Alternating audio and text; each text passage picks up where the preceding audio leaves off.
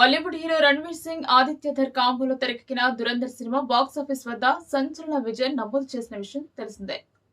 280 కోట్ల బడ్జెట్‌తో తెరకెక్కిన ఈ మూవీ ప్రపంచవ్యాప్తంగా 1200 కోట్లకు పైగా గ్రాస్ కలెక్షన్లు వసూలు చేసింది. ఈ స్పై యాక్షన్ థ్రిల్లర్ సినిమా గతేడాది డిసెంబర్ 5న విడుదలైంది. థియేట్రికల్ రన్ ముగిసిన తర్వాత ఈ సినిమా 2026 జనవరి 30 నుంచి నెట్‌ఫ్లిక్స్‌లో స్ట్రీమింగ్ అవుతుంది.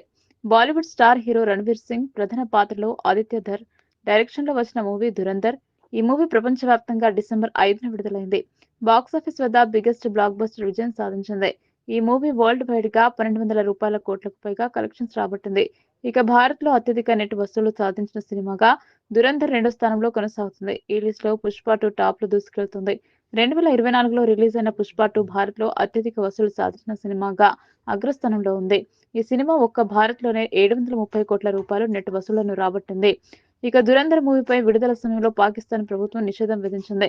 ముఖ్యంగా పాక్ నిజ స్వరూపాన్ని బహిర్గతం చేసే దురంధర్ లాంటి చిత్రాలకు థియేటర్లలో అనుమతి ఇవ్వలేదు. దాంతో ఆ సమయంలో చాలా మంది ఈ మూవీని వీక్షించలేకపోయారు. అయితే ఇటీవల ఈ మూవీ ఓటీటీలోకి వచ్చిన విషయం తెలిసిందే. అయితే ఆ రోజు నుంచి పాకిస్తాన్‌లో ఈ మూవీ ట్రెండింగ్ అవుతుంది. ఈ సినిమా పాకిస్తాన్‌లో టాప్ వ్యూస్ వాచ్ అవర్స్ సాధించడం విశేషం. ఇక ఈ మూవీకి పాకిస్తాన్ నుంచి విశేష ఆదరణ వస్తుంది. పాకిస్తాన్ ప్రజలు ఈ మూవీ చూసి సినిమా చాలా రియలిస్టిక్‌గా, ఆకర్షణీయంగా ఉందంటూ మెచ్చుకుంటున్నారు.